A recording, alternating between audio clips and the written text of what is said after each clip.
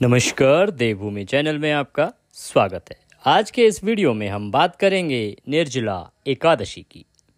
निर्जला एकादशी 2024 में कब है? निर्जला एकादशी का व्रत आपको किस प्रकार से रखना चाहिए? निर्जला एकादशी रखने के नियम क्या हैं? क्या दान करना चाहिए? क्या पानी पी सकते हैं, नहीं पी सकते हैं? अगर पी सकते हैं तो पानी कब पीना चाहिए? क्या खाना चाहिए? निर्जला एकादशी के दिन हम क्या दान करें जिससे हमें एकादशी का पूर्ण फल प्राप्त हो? साथ ही बताएंगे आपको कुछ ऐसी बातें जिनको हमें एकादशी के दिन नहीं करना चाहिए, कुछ ऐसे कार्य जिनको अगर हम एकादशी के दिन करते हैं तो वो हमारे लिए, हमारे परिवार के लिए बहुत ही हानिकारक हो सकते हैं। कुछ विशेष बातें जो हमें बिल्कुल भी एकादशी के दिन नहीं करनी चाहिए। ये सभी जानकारी आपको हमारे आज के इस वीडियो में प्राप्त होगी। वीडियो की तरफ बढ़ें उससे पहले आपसे निवेदन है कि जानकारी अच्छी लगे तो उसे लाइक अवश्य करें। कमेंट बॉक्स में जय श्री हरि लिखना ना भूलें। इससे भगवान श्री हरि, भगवान नारायण की कृपा आपको प्राप्त होगी, वो प्रसन्न होंगे और उनके आशीर्वाद से आपकी एकादशी भी पूर्ण होगी और आपके परिवार में सुख संपत्ति बनी रहेगी। चैनल पर नए हैं तो चैनल को सब्सक्राइब अवश्य करें, क्योंकि हमारे चैनल पर सभी जानकारी पंचांग पर आधारित होती है। ये जानकारी कहीं से कॉपी पेस्ट नहीं होती है। जो पंचांग कहते हैं वही नियम, वही तिथि और कौन सा व्रत कब किस प्रकार से करना है, जानकारी आपको हमारे चैनल पर दी जाती है, जो कि बहुत ही ऑथेंटिक होती है। जानकारी को आप जितने ज़्यादा लोगों को शेयर करेंगे उतना ही आपके लिए लाभप्रद होगा, क्योंकि अगर आप इस प्रकार की सामग्री प्रसारित करते हैं और उससे बाकी लोगों को लाभ मिलता है, आपने ये वीडियो किसी को शेयर किया और उसने इसको सुन के उस नियम से एकादशी का व्रत रखा या उसको जानकारी मिली सही और उसने इस प्रकार से व्रत को किया, तो उसे उस व्रत को करने से जो लाभ प्राप्त होगा, जो जितना पुण्य प्राप्त होगा, उसका 10% आपको भी प्राप्त होगा, क्योंकि आपने इसकी जानकारी दी थी। इसीलिए जितना हो सके इस प्रकार की सामग्री को, इस प्रकार के वीडियोस को अपने पहचान वाले सभी लोगों तक अवश्य पहुंचाएं। आइए बात करते हैं निर्जला एकादशी की। देखिए, निर्जला एकादशी कब है ये बताएं उससे पहले जानना आवश्यक है कि जो निर्जला एकादशी है इसका व्रत किया कैसे जाता है, आपको किन किन नियमों का ध्यान रखना चाहिए। अन्य जो साधारण एकादशी हैं उनमें और एकादशी जो निर्जला एकादशी है उसके व्रत में क्या अंतर है, किस प्रकार से आपको निर्जला एकादशी का व्रत रखना चाहिए। देखिए, एकादशी का व्रत जब भी आप रखते हैं तो नियम जो है वो हमेशा दशमी तिथि से ही आरंभ हो जाते हैं। इसमें विशेष रूप से आपको दोपहर के बाद, दशमी तिथि को दोपहर के बाद भोजन नहीं करना चाहिए। यही नियम निर्जला एकादशी के लिए भी है। आजकल क्योंकि बहुत सारी परेशानियां हैं, कुछ शारीरिक परेशानियां होती हैं, कोई बहुत अधिक शुगर पेशेंट है या इस प्रकार की जो भी परेशानियां हैं, तो फिर उस केस में क्या कहते हैं कि आप रात्रि का भोजन तो कर सकते हैं दशमी तिथि को, परंतु आप तामसिक जो भी पदार्थ हैं उनको उसमें ग्रहण ना करें। लहसुन प्याज आदि पूर्ण रूप से वर्जित हैं। रात्रि को दंत धावन आदि करके सोना चाहिए। निर्जला एकादशी के दिन क्योंकि पानी नहीं पिया जाता है, तो नियम कहता है कि आप अगर पानी पीना चाहते हैं तो पानी पी लीजिए 3:30 से 4 बजे के बीच, क्योंकि उसके बाद ब्रह्म मुहूर्त शुरू हो जाता है और उसके साथ ही निर्जला एकादशी का व्रत भी आरंभ हो जाता है। इसीलिए 3:30 से 4 के बीच का जो समय है सुबह का, उसी में आप पानी पी सकते हैं। शास्त्रों के अनुसार यही नियम है। उसके बाद आप अगर निर्जला व्रत रख रहे हैं तो पूरे दिन पानी नहीं पिएंगे, अगले दिन ही पानी पिया जाएगा। एक विशेष जो और अंतर है वो ये कि अन्य जो एकादशियां हैं उनमें हम जिस दिन एकादशी का व्रत रख रहे हैं उस दिन शाम को फल आहार कर लेते हैं, फल खा लेते हैं, सावक की खीर खा लेते हैं, सावक की खिचड़ी खा लेते हैं, इस प्रकार की चीज़ें हम खा लेते हैं। लेकिन अगर आप निर्जला एकादशी का व्रत कर रहे हैं, जो निर्जल व्रत रख रहे हैं, तो उसमें ये व्रत 24 घंटे का होता है। इसमें आप उस दिन शाम को भी कुछ नहीं खाएंगे। आपको जो भी खाना है पीना है वो अगले दिन ही सूर्योदय के बाद जो पारण का समय होता है उसी में आप अपना व्रत खोलेंगे, तभी कुछ खाएंगे, तभी आप कुछ पिएंगे।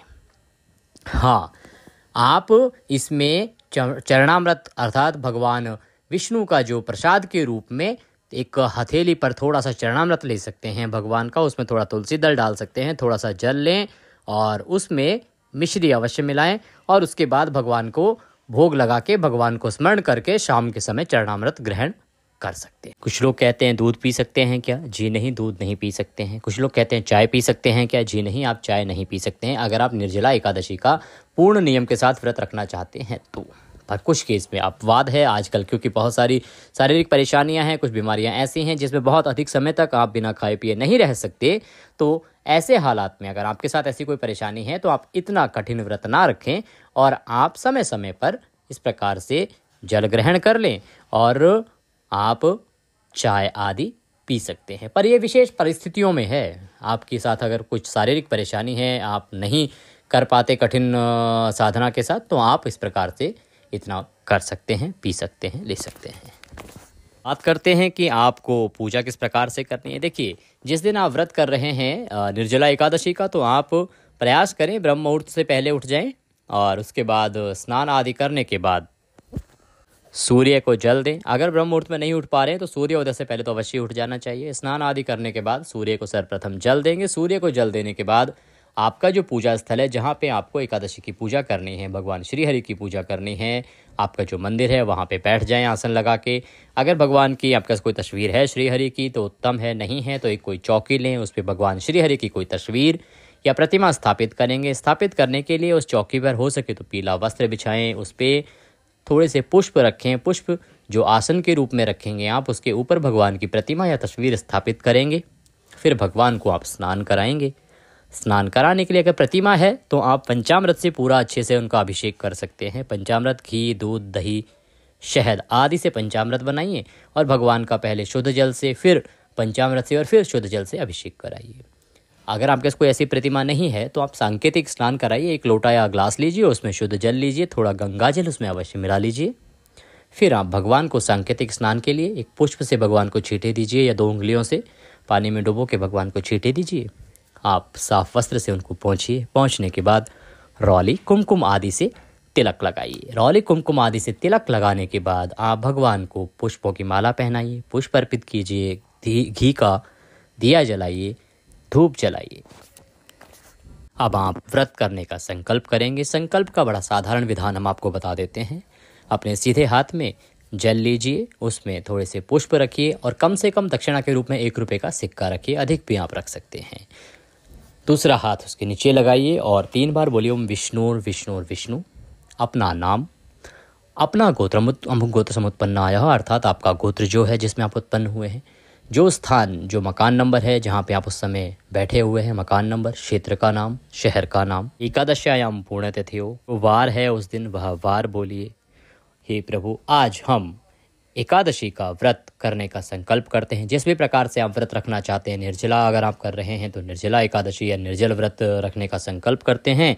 आप इसे स्वीकार करें और हमें शक्ति दें कि हम इस व्रत को सफलतापूर्वक कर पाएं। और वह संकल्प भगवान के चरणों में छोड़ दीजिए। भगवान की, उसके बाद श्री हरि के जो ओम नमः भगवते वासुदेवाय है मंत्र, इसका 108 बार हो सके तो जाप कीजिए। जाप करने का समय नहीं है, भागदौड़ भरी जिंदगी है, तो आप कथा अवश्य सुने। एकादशी के व्रत की कथा, प्रत्येक एकादशी की अलग अलग कथा होती है। उसका कथा महात्म्य हमारे चैनल पर भी आपको सुनाया जाता है, अपलोड किया जाता है वीडियो। चैनल को सब्सक्राइब करके रखेंगे तो आपको वीडियो मिलता रहेगा। आप भगवान की कथा सुने, सुनने के बाद आरती करें। आरती करने के बाद भगवान को भोग लगाएंगे। भोग लगाने के बाद प्रसाद बंधु बांधवों में बांट देंगे। आज एकादशी, आप निर्जला का अगर व्रत कर रहे हैं तो निर्जला एकादशी के दिन आप कोई भी प्रसाद आदि ग्रहण नहीं करेंगे, क्योंकि व्रत आपका अगले दिन पूर्ण होगा। उसके बाद आप दैनिक कार्यों में लग जाएं, दैनिक कार्यों में लगे रहें। शाम के समय हो सके तो भगवान का कीर्तन कीजिए, श्रीहरि का जागरण कीजिए, उनका जो भी हो सके गुणगान कीजिए। और उसके बाद अगले दिन आप जो पारण का समय आपको बताया जाएगा, आज के इस वीडियो में भी हम बताएंगे पारण का समय, उस समय में पारण कीजिए और भगवान का व्रत पूर्ण कीजिए। अब बताते हैं आपको कि आपको निर्जला एकादशी वाले दिन क्या दान करना चाहिए, क्या चीज़ें हैं जिनको आप दान कर सकते हैं। देखिए, निर्जला क्योंकि एकादशी है, ये हमेशा बहुत ही गर्मी के मौसम में आती है, इसलिए इस दिन जल का दान श्रेष्ठ है, घड़े का दान श्रेष्ठ है। आप एक घड़ा लाइए, जल दान कीजिए या कहीं प्याऊ लगवाइए, पानी पिलाने का लोगों को इंतज़ाम कीजिए, ये सर्वोत्तम है।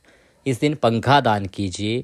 पहले हाथ के पंखे दान किए जाते थे, अगर आपके पास सामर्थ्य है, आप अधिक कर सकते हैं तो आप इलेक्ट्रॉनिक जो पंखे आते हैं वो दान कीजिए, किसी ब्राह्मण को दान कीजिए, किसी मंदिर में दान कीजिए, कोई भी ऐसा सेवा स्थल का क्षेत्र है वहाँ पे आप इसको दान कीजिए। फलों का दान कीजिए, दूध का दान कीजिए। ये दान श्रेष्ठ दान है। शरबत बनवा के बंटवा सकते हैं, आम, तरबूज आदि का दान कर सकते हैं, शक्कर का दान कर सकते हैं। पितृदोष और चंद्र दोष से अगर आप मुक्ति पाना चाहते हैं तो निर्जला एकादशी के दिन आप जल का दान अवश्य करें। इससे आपको अवश्य ही पितृदोष और चंद्र दोष से मुक्ति मिलती है। फिर से हम बताना चाहेंगे, निर्जला एकादशी वाले दिन आपको नमक आदि किसी भी चीज़ को नहीं छूना है, नहीं खाना है, नहीं ग्रहण करना है, भोजन पानी आदि भी नहीं ग्रहण करना है। अगर आप पूर्ण नियम से व्रत रखना चाहते हैं तो अगर कोई शारीरिक अक्षमता है तो आप उस हालात में दूध आदि ग्रहण कर सकते हैं, पानी आदि ग्रहण कर सकते हैं। फिर आप साधारण रूप से भी इस व्रत को कर सकते हैं। अब बात करते हैं कि ये जो निर्जला एकादशी है ये है कब। देखिए, इस वर्ष जो एकादशी तिथि है वो आरंभ हो रही है 17 जून को सुबह 4:43 से और इसकी समाप्ति होगी 18 जून की सुबह 6:24 पर। व्रत जो है वो उत्तम व्रत रखा जाएगा 18 जून को। आप कह सकते हैं कि 17 जून को जब सुबह एकादशी आ रही है तो हम 18 जून को व्रत क्यों कह रहे हैं। देखिए, एकादशी का कभी भी दशमी युक्ता व्रत जो है उत्तम नहीं माना जाता है। एकादशी का द्वादशी युक्ता जो व्रत है वो श्रेष्ठ माना जाता है। इसीलिए आप एकादशी का व्रत रखेंगे 18 जून को और जो भी दान पुण्य का कार्य है वो 18 जून को करें। अन्यथा सिर्फ आप दान पुण्य के उद्देश्य से आप एकादशी जानना चाहते हैं तो वो 17 जून को भी कर सकते हैं। उसका महत्व उतना ही माना जाएगा। दान पुण्य आप 17 जून को भी कर सकते हैं। व्रत जो श्रेष्ठ है वो 18 जून को ही रखा जाएगा। अब बात करते हैं कि जो एकादशी है उसका पारण किस प्रकार से कब करेंगे। देखिए, पारण के लिए आपको सुबह ब्रह्म मुहूर्त में उठना चाहिए। उठने के बाद स्नान आदि करने के बाद आप भगवान श्री हरि को स्नान कराइए। स्नान करा के उनको रौली कुमकुम आदि का तिलक लगाइए, घी का दिया जलाइए, भगवान को पुष्पों की माला अर्पित कीजिए। माला अर्पित करने के बाद भगवान को नमस्कार कीजिए, अपने हाथ में पुष्प लीजिए, भगवान से निवेदन कीजिए कि हे प्रभु, हमने निर्जला एकादशी का ये जो व्रत किया है इसमें कोई गलती, कोई त्रुटि, कोई भूल हमसे हुई हो तो उसे क्षमा करें, क्योंकि आप तो दया सिंधु हैं और हम आपके दर के भिखारी हैं। प्रभु, हमारी गलतियों को क्षमा करते हुए हमें दया का आशीर्वाद प्रदान करें। इसके निमित्त हमारे पास आपको देने के लिए कुछ नहीं है। मालती मलका जाति तत्पत्राण निश्चयुक्तम।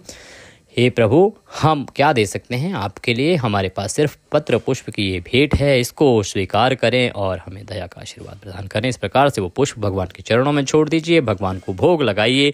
भोग में तुलसी दल अवश्य रखिए। तुलसी दल से भोग लगाना है। आप भोग बनाने के लिए देखिए, इस दिन आप पीले चावल बना सकते हैं, आप पूड़ी हलवा बना सकते हैं भगवान को। इसके अलावा आप फलों का भी भोग लगा सकते हैं। जो भी आप लगाना चाहें इस प्रकार से भोग लगा सकते हैं। खीर पूड़ी का भोग भी आप लगा सकते हैं। भोग लगाइए। भोग लगा के बंधु बांधवों में आप प्रसाद वितरित कीजिए। हो सके तो किसी ब्राह्मण को निमंत्रित कीजिए और उनको घर बुलाकर भोजन कराइए। दक्षिणा आदि देके उनको विदा कीजिए और उसके बाद अपने व्रत का पारण कीजिए। अगर आप यात्रा में हैं तो सिर्फ तुलसी का पत्ता जिह्वा पर रखकर भी आप अपने व्रत का पारण कर सकते हैं। बात करते हैं कि एकादशी का जो पारण है वो होगा कब। निर्जला एकादशी का आप व्रत कर रहे हैं 18 जून को, तो आप पारण करेंगे 19 जून को और समय रहेगा सुबह 5:45 से और 7:28 तक। आप इस समय में भगवान के व्रत का पारण कीजिए। भगवान श्री हरि की कृपा आपको अवश्य प्राप्त होगी और माता निर्जला एकादशी का आशीर्वाद आपको मिलेगा और आप जिस भी उद्देश्य से इस एकादशी का व्रत कर रहे हैं वह अवश्य ही पूर्ण होगा, ऐसी हमारी कामना है। वीडियो को जितने लोगों तक हो सके पहुंचाएं ताकि वो भी इससे लाभ ले सकें और उनके द्वारा जो पुण्य अर्जित किया जाएगा उसका कुछ प्रतिशत आपको भी मिलेगा। भगवान का आशीर्वाद आपको अवश्य मिलेगा। कमेंट बॉक्स में जय श्री हरि लिखना ना भूलें। आज के इस वीडियो में अभी के लिए इतना ही। अगले वीडियो में फिर होगी आपसे मुलाकात। तब तक के लिए जय श्री हरि।